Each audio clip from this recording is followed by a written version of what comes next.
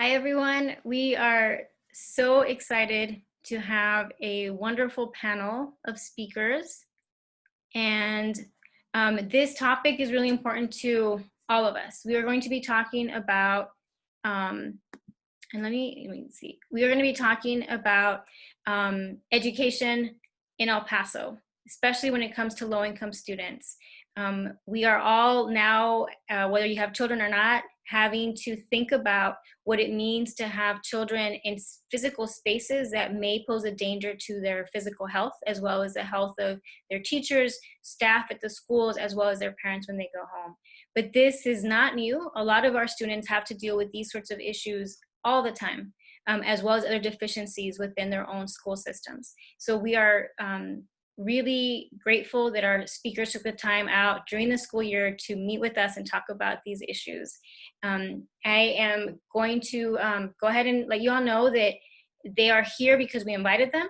They're not endorsing the campaign, and what they say is the opinion of their own individual person and not of their employer or the school district that they attend as students.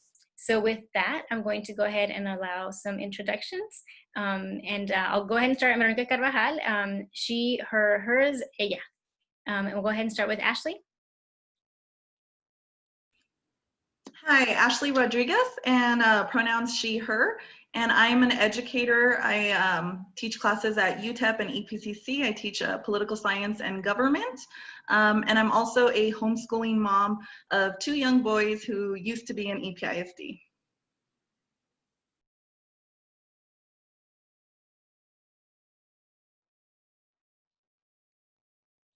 Hello, everybody. So my name is Renee Trejo. I am an educator. This is my 3rd year. I've been teaching ESL for my first 2 years. And this year I get a combination of ESL students as well as pre-EP for English 1. So I'm very excited to be here. My pronouns are she, her, hers, and ella.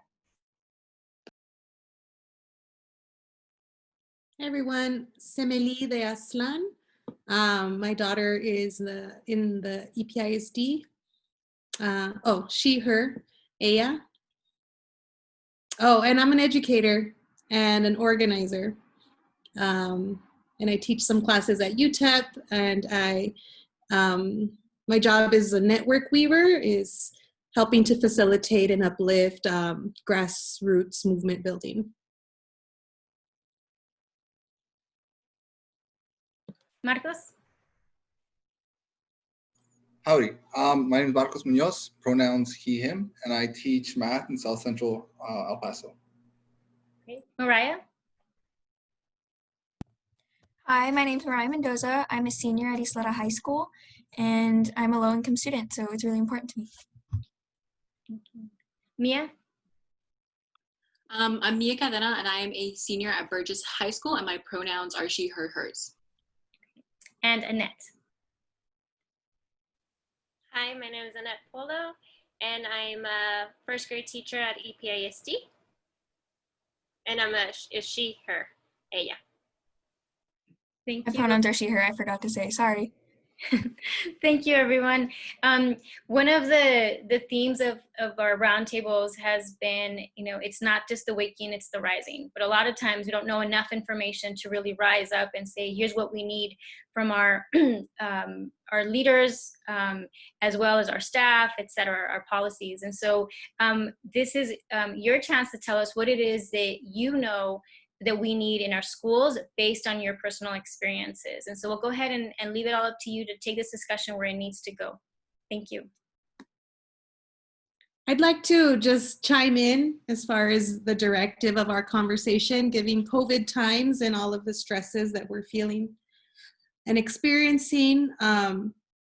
Working in the Chamizal neighborhood, in Barrio Chamizal, we've been my daughter was at Bell Elementary School and experienced the shutdown there.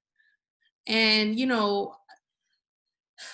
from the get-go with this second shutdown is what it was for many of the kids from Bell. We started looking at, alternatives, right? And so right now it seems sort of like there's only A or B.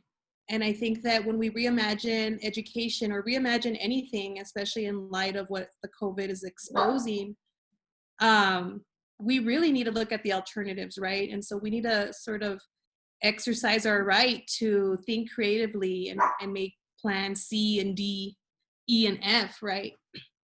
And so initially, one of the things that we saw back in March with the COVID closures were, how the inequities are, exposed and exasperated by this COVID. And it was never just an issue about, oh, let's make sure every kid has enough laptops and hotspots. What is education? What is, how are parents practicing or participating in that path? And what we saw is essentially what we've been seeing, that this great divide between parents accessing, or being a part of their child's education. Parents in the Barrio Chamizal who, their income levels are, this is the second poorest district in the nation. Their immigrant community, whether mixed status or undocumented or on the path to Spanish speaking, right? And so how do you navigate a system with all of those sort of working against you in the system, right? And so we had proposed safe centers for online learning. Instead of schools, it's SCOLS, the acronym. And what we asked for is essentially, open these spaces that people aren't using in order to create safe centers for those that need it most, right? Like for those that can stay home, we should all be doing our part, but we need to recognize that for those that can't stay home, or for the babies that are home alone, or for those that don't have access to food, or those that need tutoring, or just those that need to help navigate the technology, all of those things aren't resources that we have when we stay at home, right? And so in that conversation, I think a lot of us are EPISD connected. Veronica Escobar, Congresswoman Veronica Escobar, hosted a town hall where she had essentially the superintendents of all the districts in our area, from Tornillo to Sanelli to Socorro to Canutillo.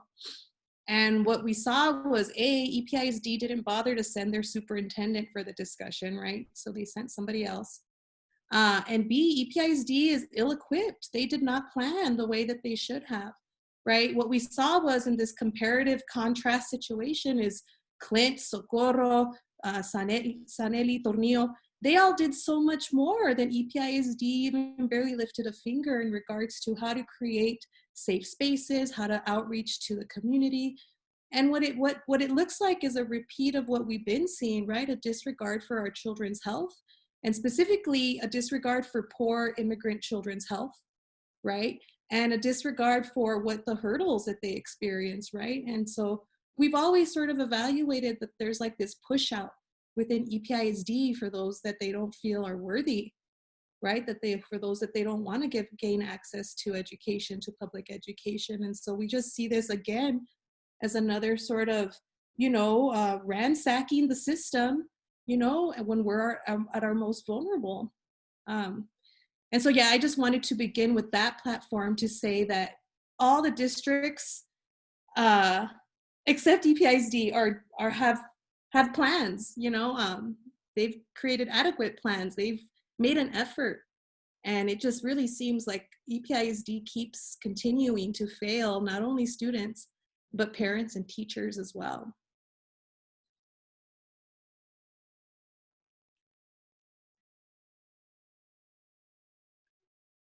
So in regards to EPISD and the emotional wellness for their students, virtual learning and what we've seen in these past 3 weeks when we started, the way our schedule is set up is we have Mondays A days, Tuesdays B days, and then that repeats at the end of the week. And Wednesday serves as the social emotional day of learning. And so the teachers are supposed to be giving us lessons, and if you're struggling at home, right, you're alone and you're always in your room on looking at a screen, how can we help you? And so I took this as an active form of my district trying to help the students, which was something that we hadn't seen prior to, especially with counselors. A lot of the times high school counselors get bogged down with paperwork of ensuring that our kids are in the right scheduling and that they're prepared for their classes and stuff. But they've become synonymous with, just that we're just another ID number, and counselors are so much more than that, and they're just not given the support. You know, I should be able to walk in and have a conversation with my counselor about where I'm struggling, you know, on my emotional health and stuff, and I don't have that support. And so virtual learning, they've taken it upon themselves to have Wednesdays be that opportunity. But even then, counselors are not accessible, because not only is there this virtual wall that's blocking us, but again, schedule changes and trying to ensure that our pathway to college is intact and stuff. So when it comes to like modern day education, what we're lacking is that basic form of communication with, you know, to being able to have those kinds of conversations. And so I definitely think that's where not just EPISD, but other districts struggle as well, is to ensure that there's a communication between students and counselors so that you can talk about these kinds of problems with your emotional health, that it's not something that, you know, is taboo to speak about, and it shouldn't be. Bouncing off what Mia said, it's sort of the same thing for YISD. Although we don't have these social emotional learning days, we realize that our counselors have so much stress on them for changing someone's schedule for their college and disregarding the emotional stress that comes within it. Not only this, but like at a school at Isleta, we realize that a lot of these kids are still learning English, and they're still struggling within their English classes or within their math and science classes, and it doesn't stick with them. But it doesn't necessarily matter because, oh, it's just the grade, they're just the number. And the emotional stress of having to learn everything and not at the same pace as everyone else isn't something that counselors and even some teachers are prepared for.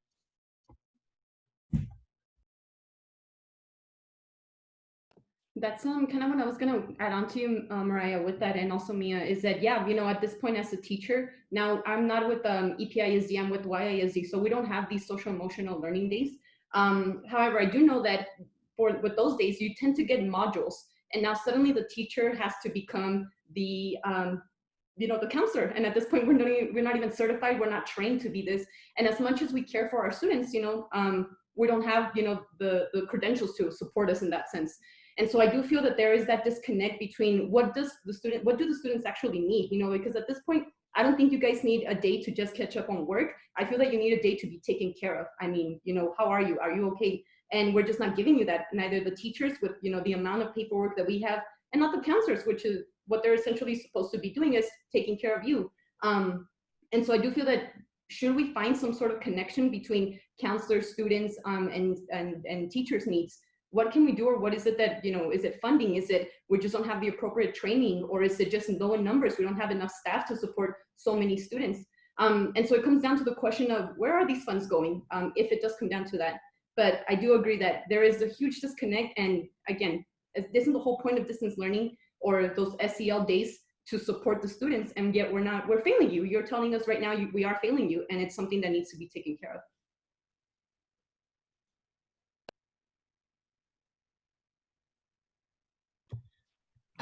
To continue, I guess we can also see that, like, with this new platform of virtual learning, it's much different than the virtual learning we had the past semester when COVID originally shut down the schools.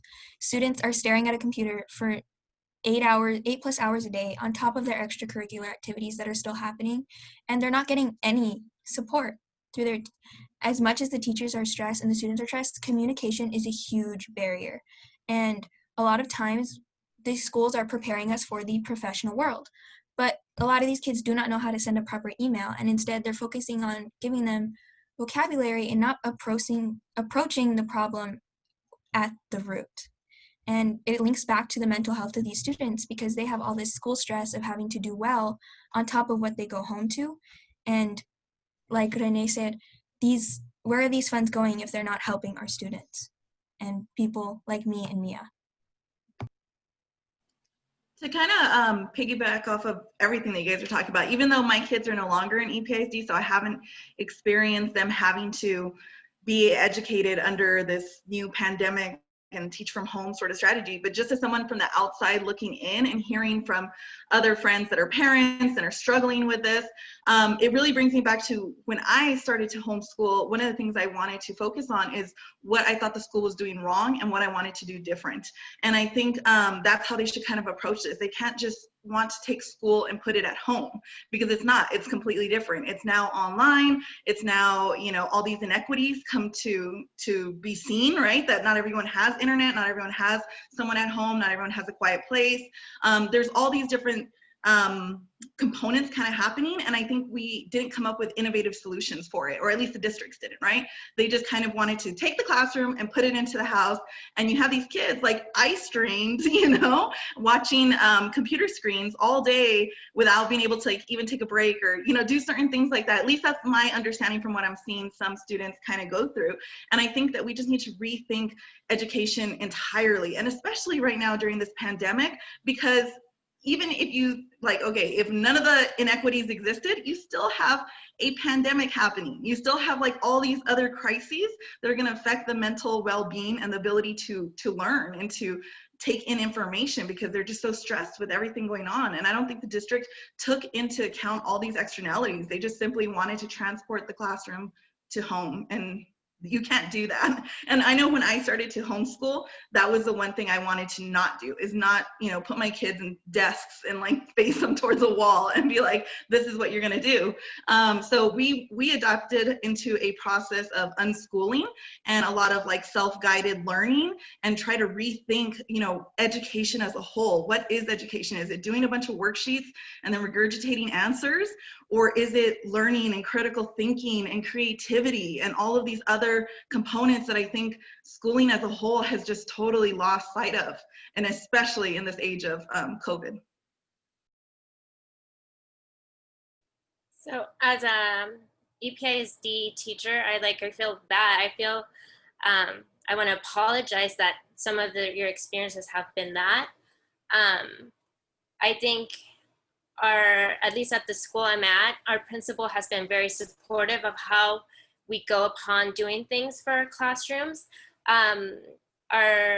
Last year, our principal asked me and the other teacher, she's like, can you teach math and science? And then the other teacher teaches language arts and social studies, and then, you know, everything else kind of blends in with it. And so we're doing that this year too, during COVID and during virtual learning.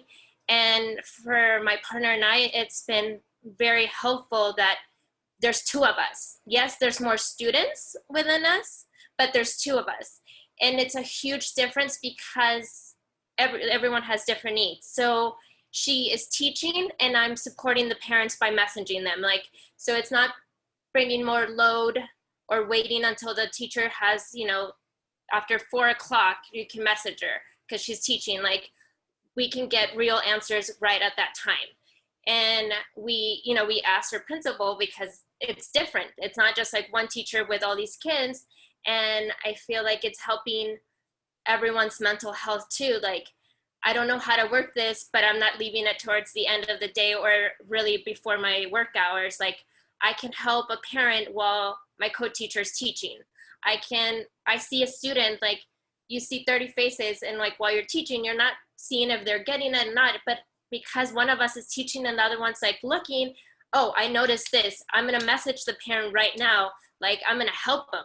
Like, hey, is this everything okay? Is there something I can do?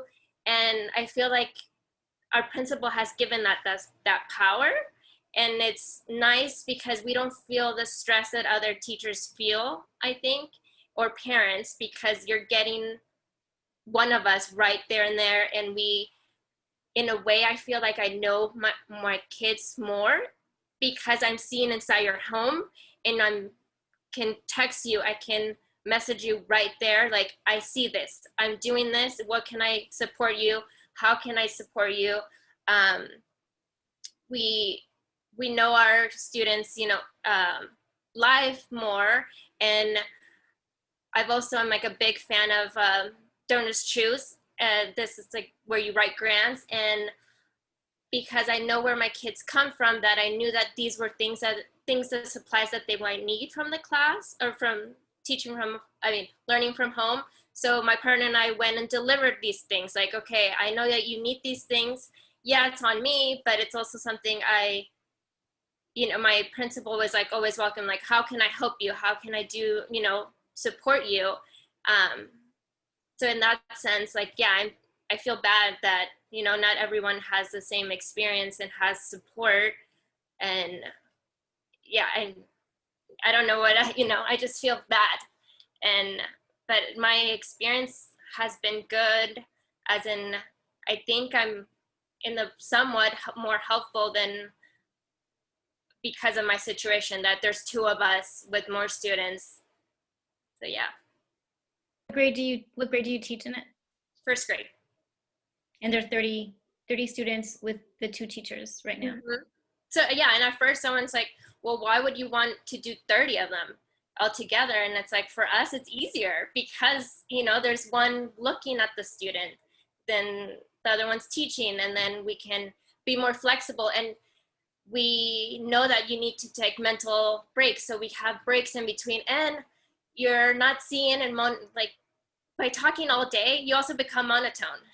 And so having 2 of us and like alternating when we teach, that I think it helps a lot too for like the kids, the parent. It's not just one teacher, it's seeing 2 of us at different, you know, subjects, teachers, but we're still there all the time. It's just teaching, I don't know, it's helping our situation. Like you've seen 2 different people, and sometimes I feel like you also feel more comfortable with messaging one teacher more than the other one, and we just communicate and can work as a team to help whatever is going on at home or release some stress.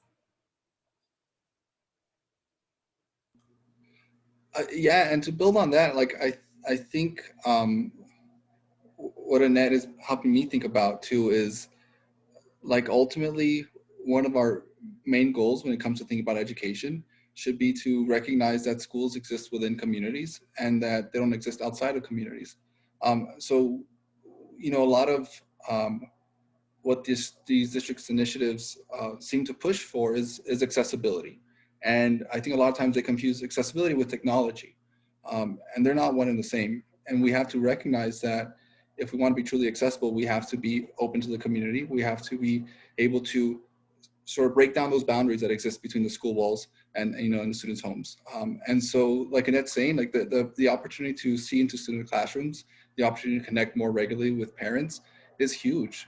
And that's something that we should take away from this experience. And that's not something that we should see as a given, right? Like it's a great thing, and we should make sure that that's something we keep having available to us. So like there are some takeaways from these experiences, and I think it's worthwhile to highlight some of them. Like for example, like Mia's pointing out, we have advisory once a week now at EPISD, which is awesome. I've spoken with teachers in other cities, and they mentioned they have advisory once a day, which is great. Like having time within the school day that's not just tied to curriculum, it's not just tied to grades, is incredible. And in the past at EPISD, you'd have advisory maybe once or twice a semester. And so that's really just like a joke. You don't really do anything there. So moving forward, like those are things that we should be aware of that are working. And we should listen to what community is saying, what parents are saying, what students are saying, and take what good we can out of this experience. And I guess I'm curious to hear from the rest of you, like what are some silver linings, right? What can we learn from this virtual experience? I have some other things that I'm thinking about, but I'd like to hear from you all.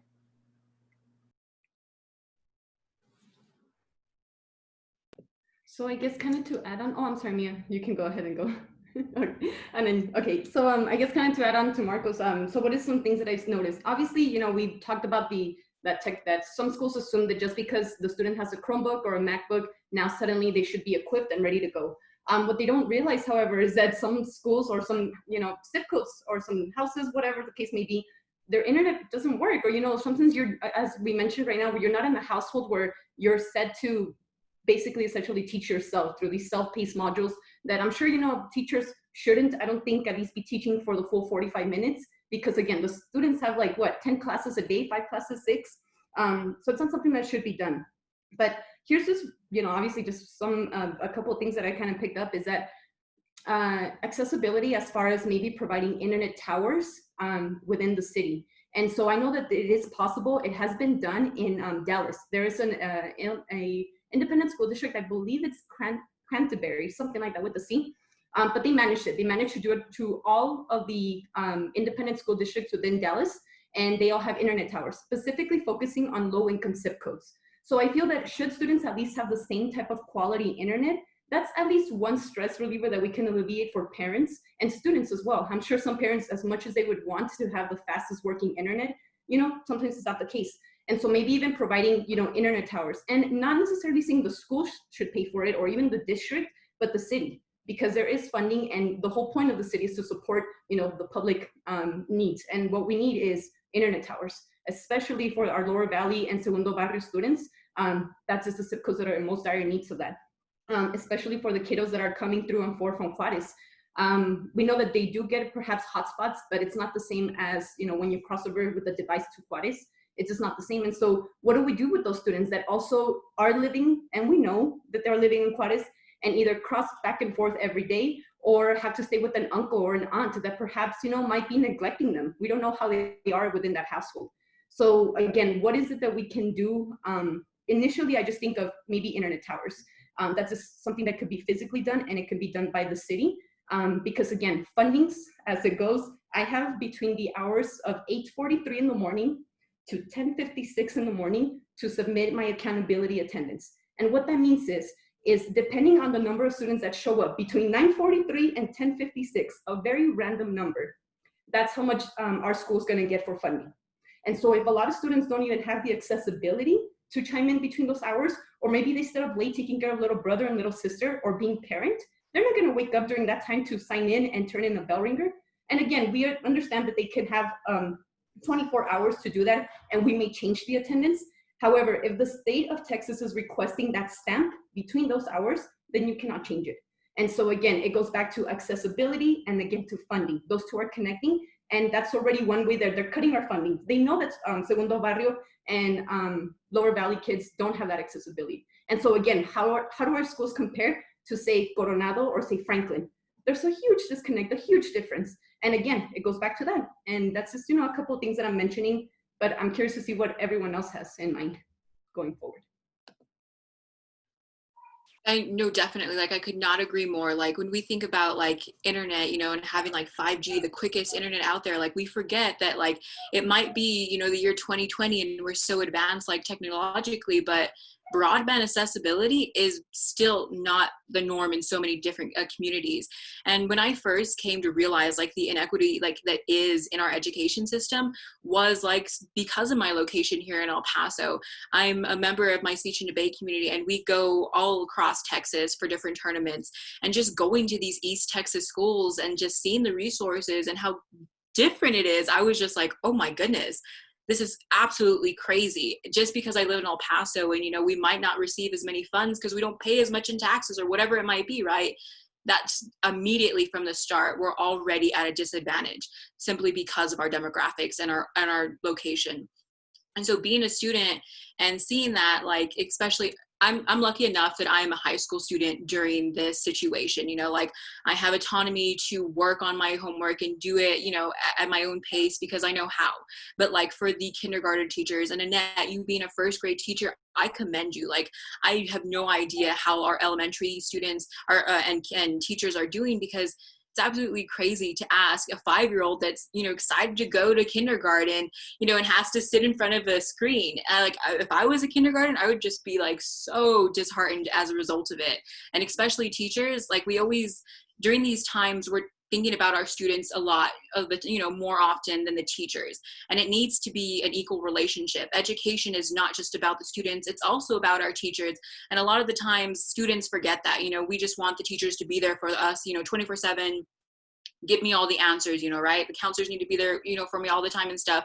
But at the same time, they're going through the problems just as much. Like, a lot of my teachers have younger children that are, in elementary and stuff. And so I see them sometimes are like, can we take a break? I need to go help my kids sign in and stuff. And we just have to be patient, and as far as like accessibility, and it comes down to definitely on the state level of, like funding our education systems.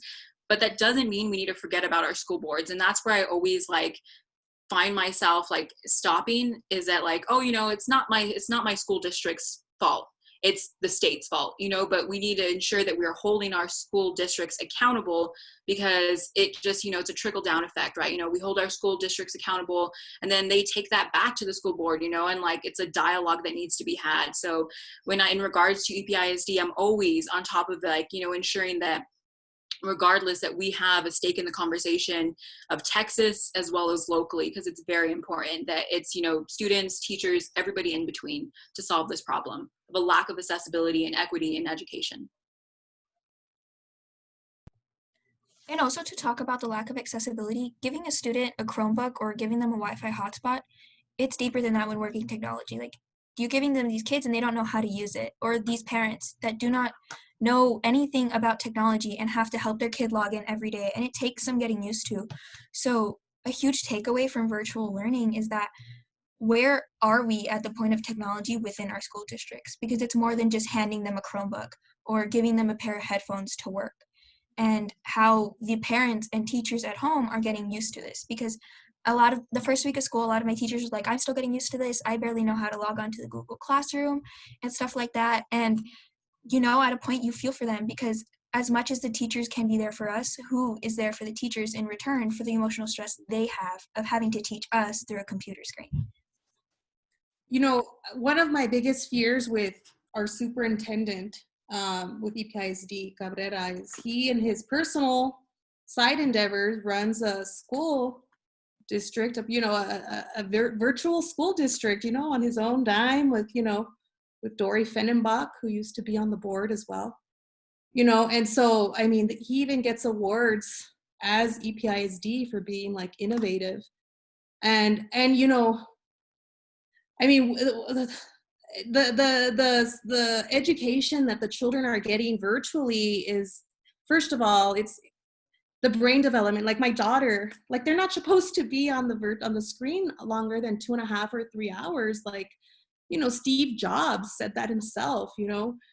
And it wasn't until my daughter at the end of last week, she came up to me and she was like, Mom, how come you could spend all day in front of the computer and it seems like you just get smarter, and I'm spending all day in front of the computer and it just feels like my brain is flat?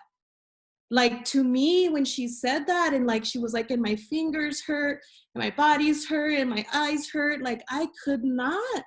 And I, you know, even in the midst of a pandemic, how dare you put my child in her early stages of brain development in front of a screen for that long, you know? And there just seems to be this total dismissal of science from all different levels, right?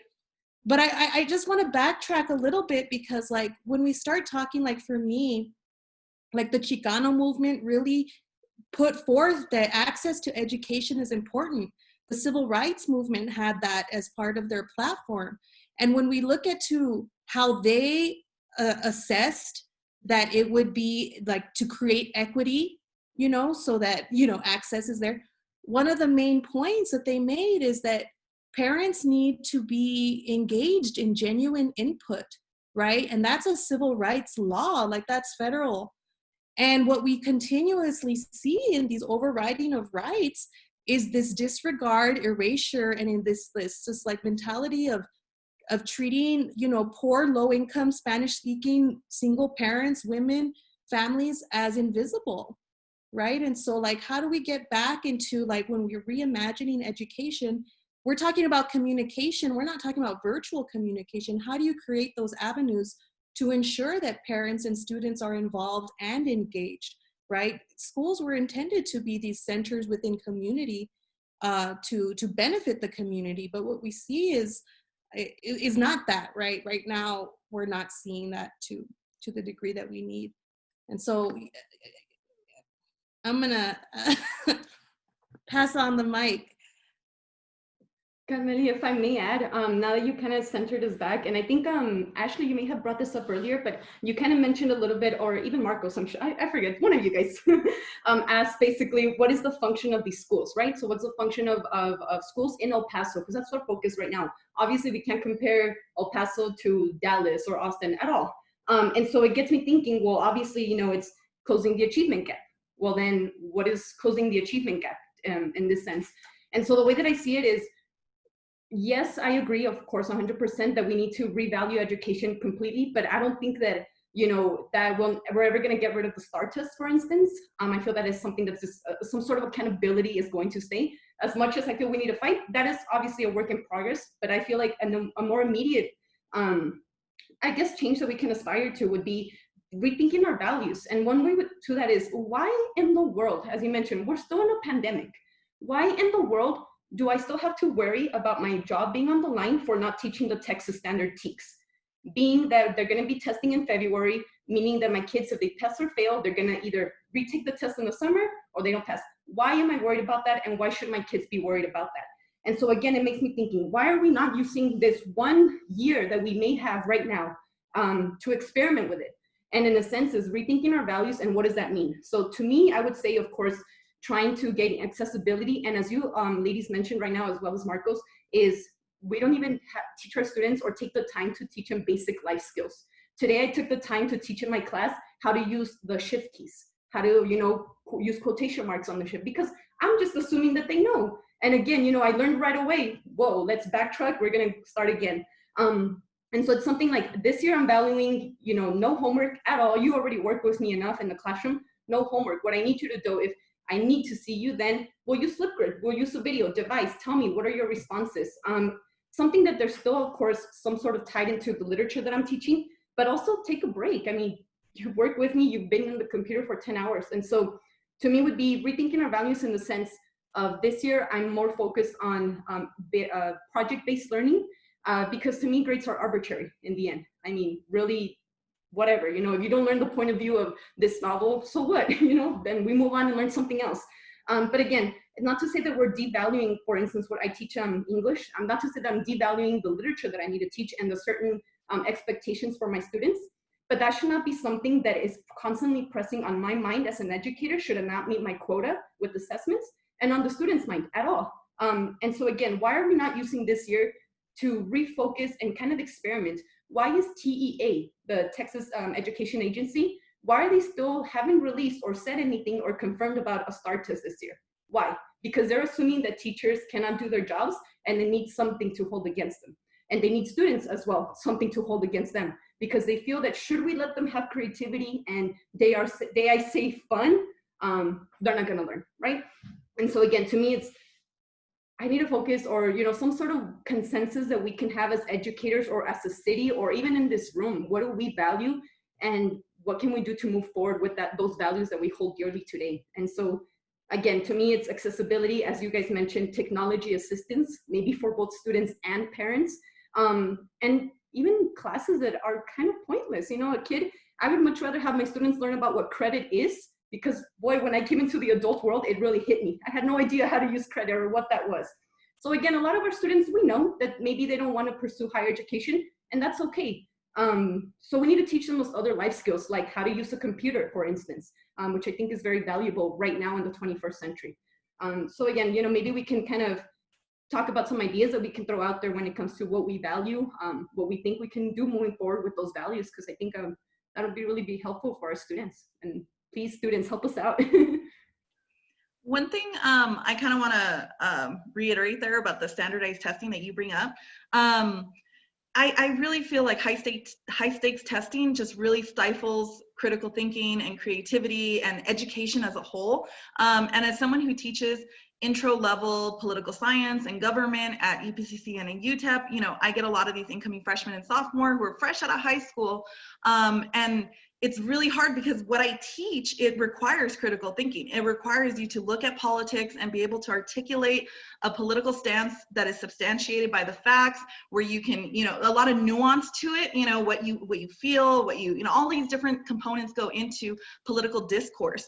And when I try to, get my students to engage in this, I really like, especially when we're face-to-face classes, I really liked, that discussion portion. I don't want to sit up here and just lecture to you, but it's really hard to get them to do that because they've been trained during this high stakes testing to just like remember and regurgitate and remember and regurgitate. And I would get so many students that'd be like raising their hand, Miss, is this going to be on the test? Is this going to be, I'm like, no, why are you worried about the test? Like, I'm worried that you're not going to be able to formulate and articulate a political stance. And this is what you should get out of that class. It's not just remembering when like the Constitution was written, that you should have learned in high school.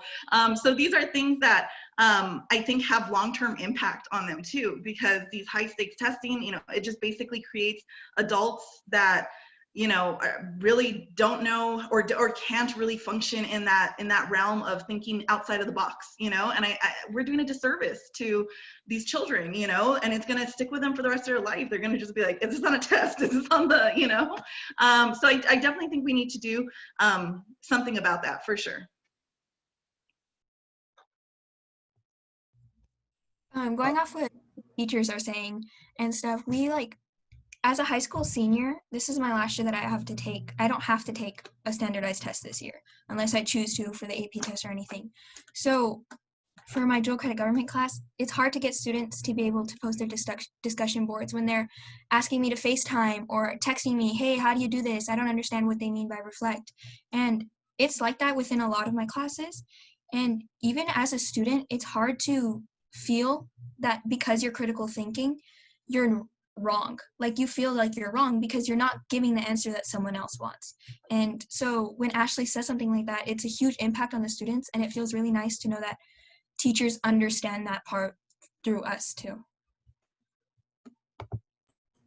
That is definitely one of the things too. They're always looking for the right or wrong answer. And I'm like, we live in a world of gray, there is no right or wrong. Even with my children, I still have to kind of get them out of that mentality because they were in public school for a few years and they kind of got around that testing culture. And so they'll tell me is this good or bad? Is this right or wrong? I'm like, it's whatever you think, it's not, there's no sum game here, it's your own thoughts. Yeah, and I just want to build off of that and throw the idea that I think that's exactly how they want education to work. Not that that's how it should work, but I think that's exactly how it's structured to work, right? To produce people who don't think critically and to produce people that can be easily quantified, right? And so one of the biggest drawbacks to education, as far back as we care to study, is that it's been so reactionary, right? Education has been reactionary, and the consequence of this is that from top to bottom, people are being pulled in different directions and so many different directions. And, we experience this every day in classroom, right? When teachers have 4 or 5 initiatives to be put in action at once, and students have, all these classes to be taken at once, and they have all these assignments. The point is to keep you busy. And the point is to produce someone that can do work and not question it. And, we've been pretty good at that. And I would push that, if we are reimagining education, we have to think big, and we have to push for, in particular, education outside of capitalism. And so one example that I've been struggling with a lot, as a math teacher, is an example that Renee brought up, the idea of teaching credit, for example. And so I have a lot of qualms around this misdirection of energy on financial literacy courses and financial literacy units. The idea there is that, we know this in practice, financial literacy is a joke, and it does really nothing to change the material outcomes of low-income communities. And even worse is that it further entrenches them in capitalism, right? At best, it makes them good at capitalism. So as educators, I push that we imagine a future beyond capitalism, and that has its consequences everywhere. So for example, if you do have to teach something like financial literacy, there is plenty of mathematics that can be learned and taught and regurgitated and done correctly in regard to calculating interest, calculating what your credit score is going to be, calculating how long it's going to take you to pay off your mortgage and what you're going to pay throughout the lifetime of the mortgage. That can be done, and that can be taught, and that can be but what's more interesting and what's more important, I feel, is to have students take a look at a map and look at their neighborhood and see how many payday loans are there within a mile of their house, right?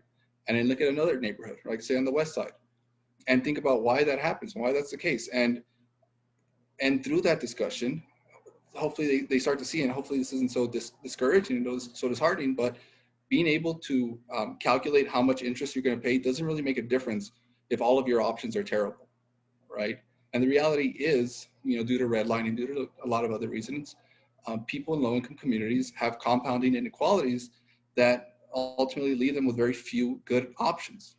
So in that case, we're really not doing much to teach them financial literacy. We're just showing them how to calculate exactly how much they're getting screwed over. And like, I think we can do more than that.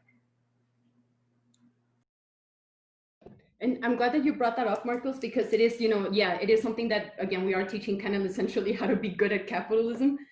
So I want to kind of, add up to that. So maybe, again, what we really then need, in some sense, not the thing that we need, but one thing that we may need, of course, are teachers that are able to recognize and see that, for instance, as Marcos just proved.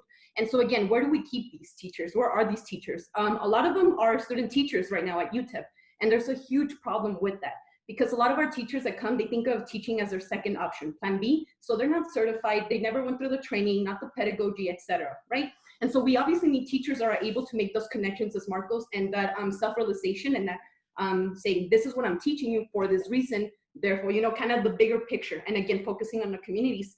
But some teachers right now, we're getting paid and they're being trained right now as we speak at UTEP. The problem with UTEP, and again, I graduated from UTEP, and I went through the student teaching process with them, is that UTEP right now, it's the last year before a student graduates and is able to become a teacher, UTEP makes all the teachers pay for all their own practice tests, which are $50 each. And I believe depending on your content, it's about, if you're teaching Spanish, it's about 5 tests.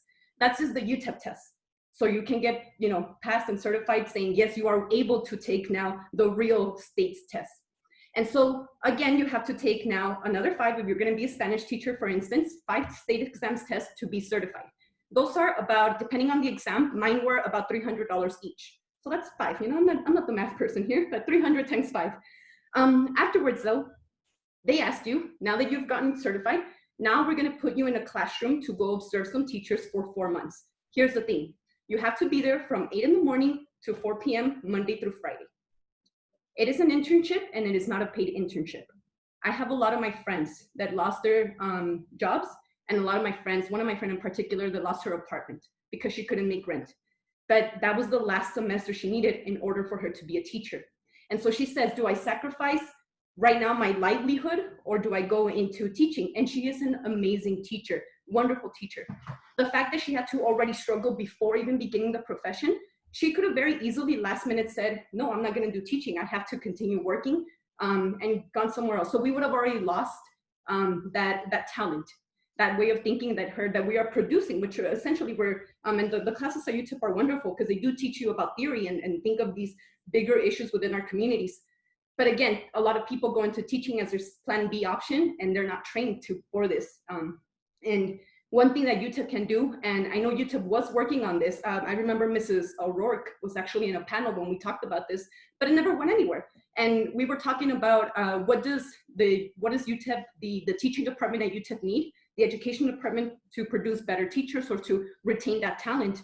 And I brought up again, you need to pay your interns because they are talented, we need them, but yet they do not hack it, or they do not wait until they say, you know what, I'm just gonna do the alternative certification, and they miss out on that internship, which, those of you that did do that, it's so valuable because you finally get face-to-face with the real world of teaching. It's not just lesson plannings and it's perfect, it's interruptions, it's constant calls, it's, having a bunch of other things, that's X, Y, and Z.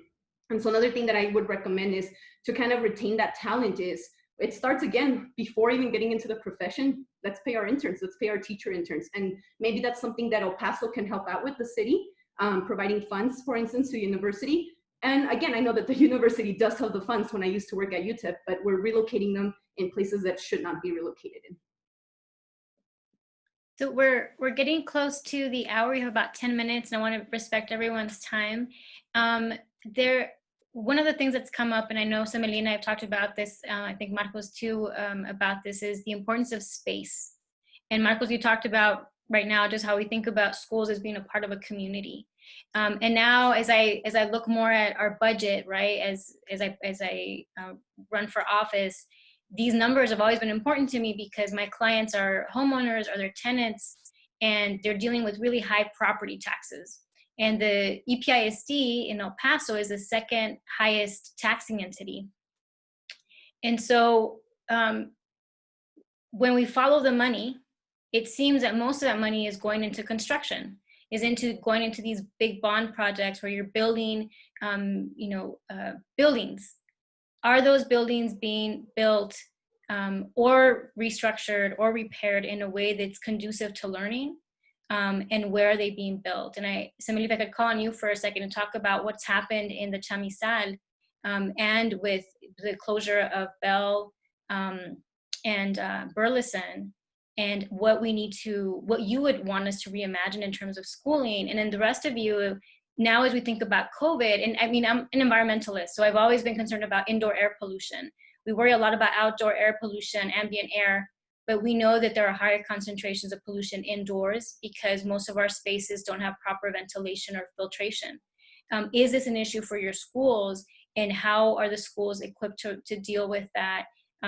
Again, if we are spending all of this money on buildings and not on salaries, not on paying interns, not on Wi-Fi, not on innovative, creative thinking, which we all know takes a lot more time and effort than putting someone in front of a checklist and a Scantron.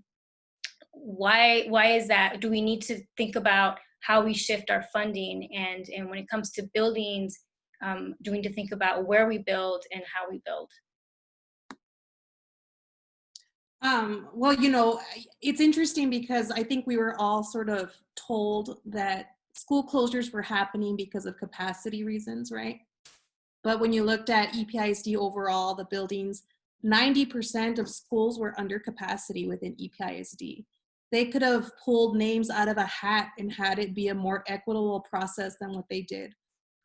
When they closed schools in Barrio Chamizal and in the Burleson area, they targeted the schools with the most Spanish-speaking families, the poorest schools with the most special ed, you know, and what you see is this like systematic push out of again, those that they don't want to serve. And so I really, you know, when you talk about the money or property taxes, and EPISD doesn't tax to the max in regards to a school district's ability to tax. I guess if they are the second largest taxers in El Paso, they still aren't taxing to the max that they could, as other districts do, because they actually invest in education, right?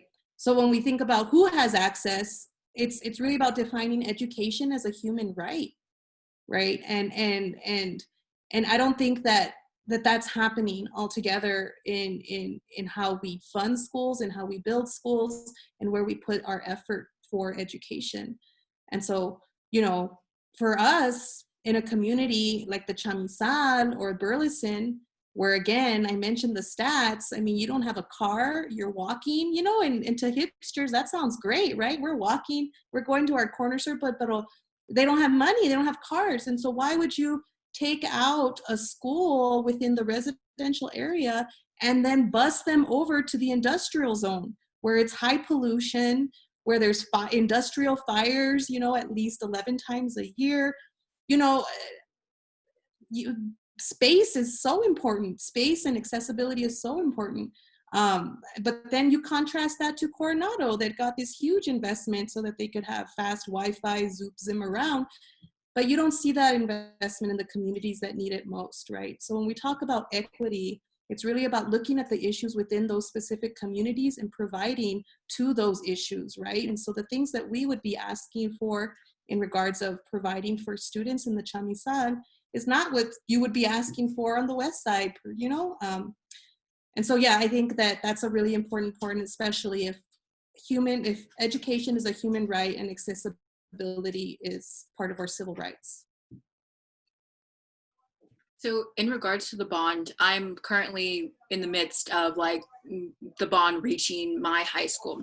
So EPISD passed the bond in 2016 and we barely broke ground, and that's just at Burgess. You know, there's still campuses that were later to break out ground on their new construction project. And it, of course, like obviously they brand it as, you know, like we're bettering our, you know, space and all our resources for a better education for our students and whatnot. but it's not a conducive learning environment, and it shouldn't have gotten to that point to start with. Burgess is like a school that's 50 plus years old, you know, and like we can look to Isleta, that's even an older school.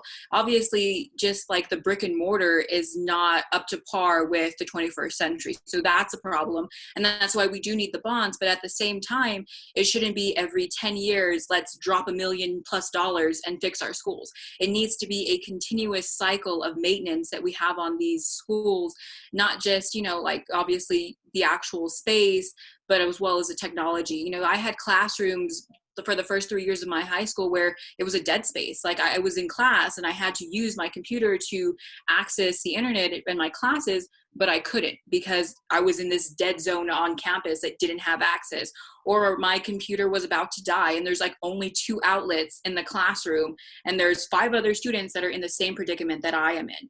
But the solution that our districts, and it's not just UPISD, but like all across the state and, you know, the world and stuff, where it's just like, all right, let's, you know, try to pass a new bond and raise the taxes on our community so that we can have a nice new shiny building. But the way I think as a student is, you should have given me a nice shiny building from the start, because it should have just been a process. You know, it shouldn't have been like, oh, we finally have to update the falling walls of Burgess, you know?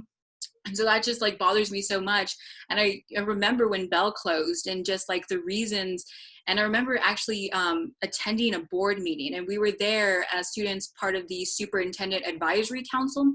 And so it's a group of different students from every single high school. We have representatives, and we go there to discuss, you know, what we're dealing with at our campuses and what we want the district to do. And so we have a yearly presentation at the end. And so a group of students, we present to the board and we tell them our concerns.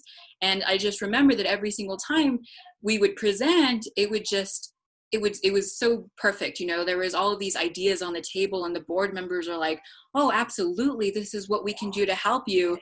And come the next year, nothing got done. You know, it's just a bunch of promises that were never fulfilled. And so that is where it gets me so much as a student, is that I went out of my way, you know, and I'm not the only one, you know, like there's countless others in the district and across the city. You know, Mariah and I are examples of many.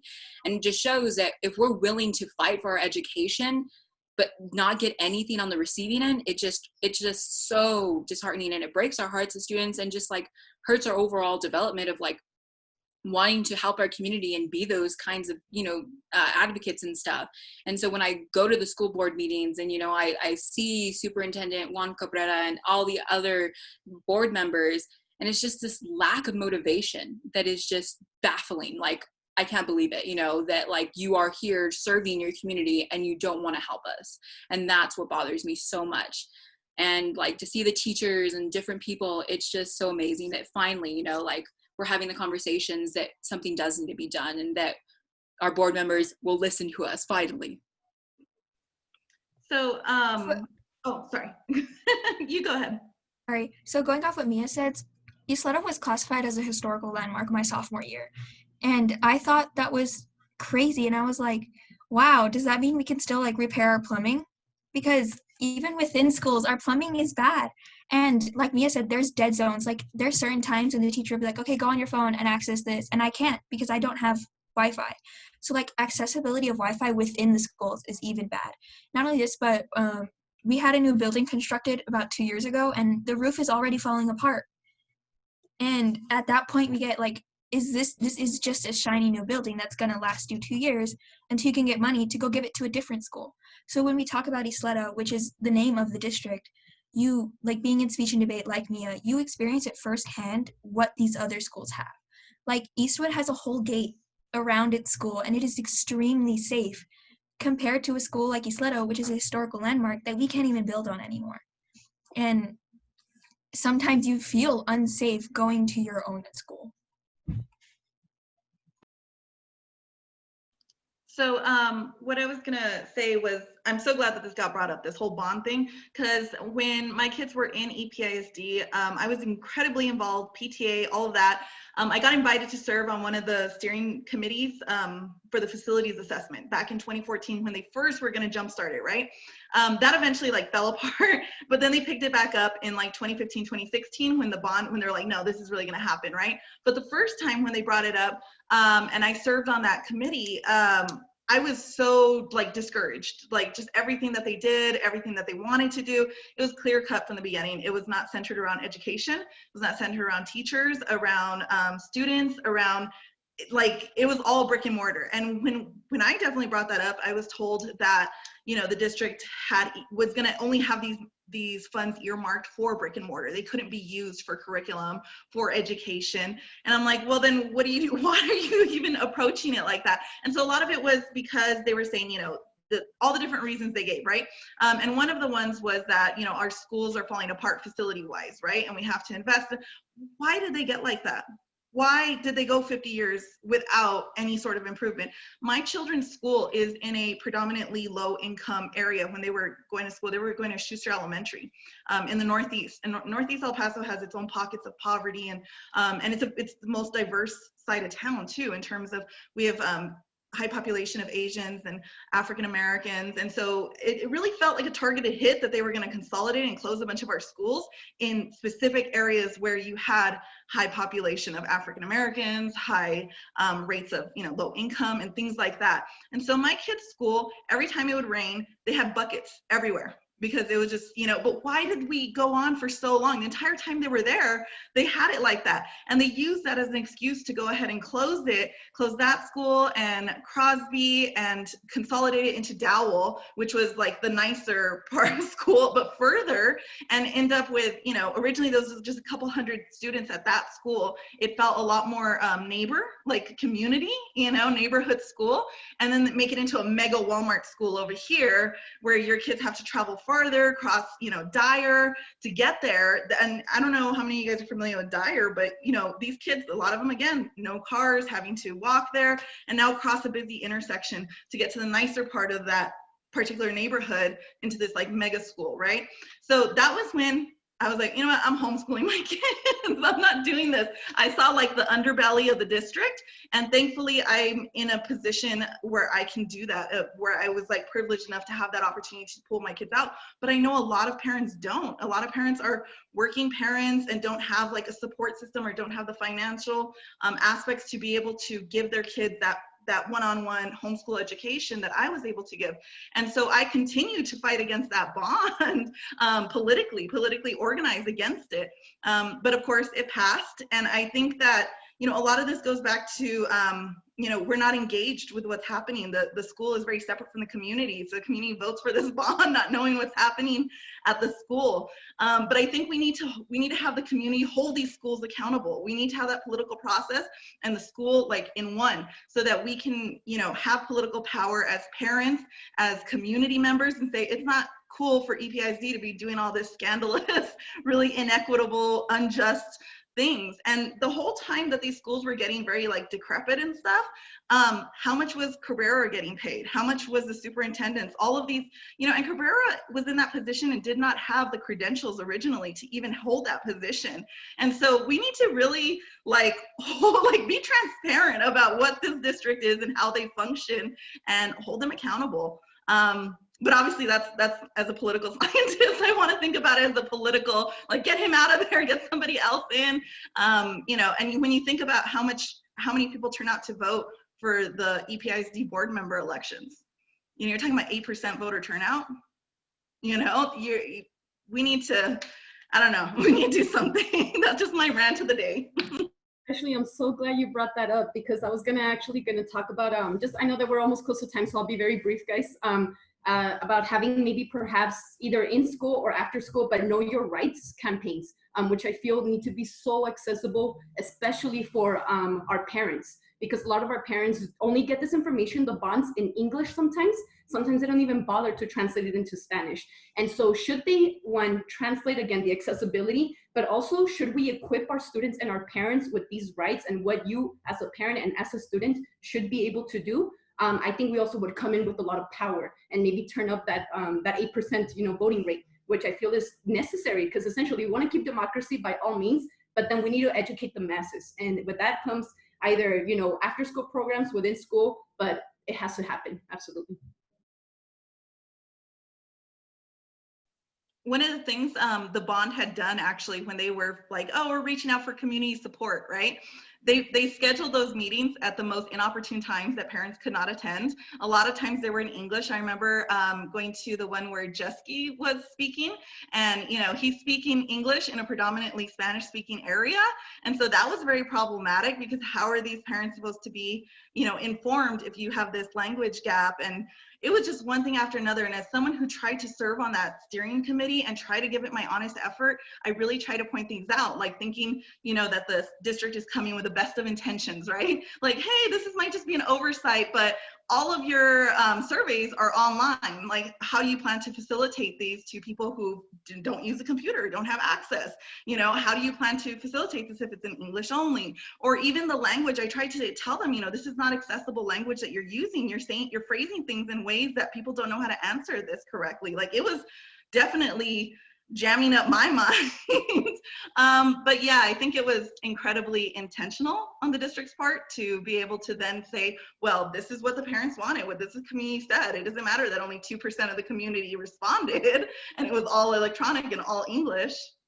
It was sad. Which I think brings us to a survey that's coming up for EPISD. It's asking us, I got two choices, whether we want to do 100% at home or 100% face-to-face. And the thing about that survey is they're not backing it up with resources, with safety protections or protocols. I mean, to us in the barrio, we don't trust them to do that because they haven't done that. Pre-COVID, post-COVID, we don't have that relationship there. And essentially the survey is stay home and parents figure it out, because we're not providing you with resources or how to deal with this. Or we're going to open our schools and crack a few windows. I mean, literally, EPISD is on record saying we're going to just open a few windows, and how is that a plan, Whereas you have Socorro and Clint invested in like this great filtration system, it's just like when you compare and contrast what they're doing, the inequities become totally obvious.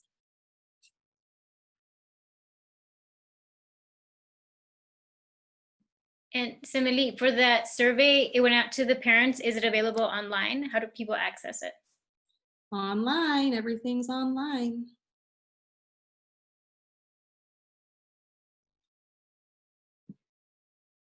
Well, we encourage people to figure it out, I guess, and get the survey back in. But also, I know that the Feminist Union is very involved with the parents, so I'm sure that you all will be helping parents fill out the survey. And it is very sad that you're getting these two choices that don't seem to cover all of the needs and will not bring parents peace of mind.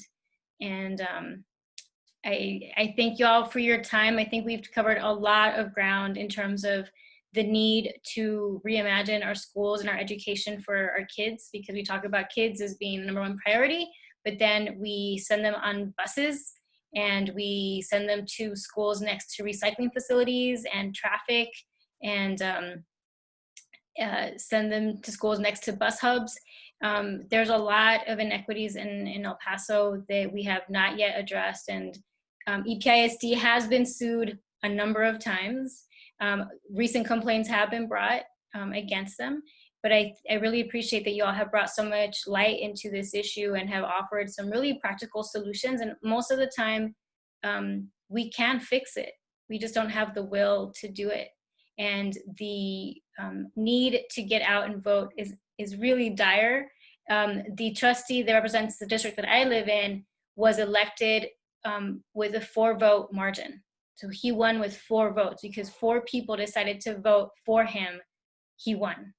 And so these are razor thin elections. They happen in May for the boards, the school boards. And so very few people go out and vote. So please go out and vote.